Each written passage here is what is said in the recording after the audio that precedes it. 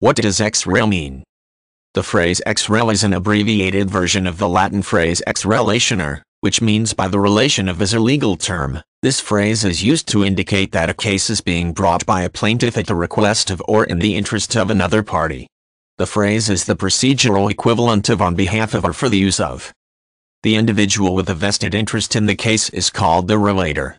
A typical ex-rel case would be filed by a representative of the government, acting on the behalf of a private citizen as the relator.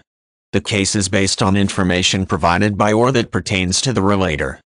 In the United States, ex-rel cases are commonly filed by the state's attorney general or, at the federal level, by the U.S. Department of Justice. When citing such a case, the plaintiff is listed first, followed by the phrase ex-rel, and then the name of the relator.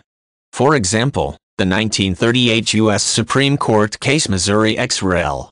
Gaines v. Canada was filed by the state of Missouri on behalf of the individual Lloyd L. Gaines. Ex-rel cases can be civil or criminal. They usually are brought when the interests of the individual closely align with the interests of the government or the public. Cases involving whistleblowing and civil rights cases are often filed in this manner.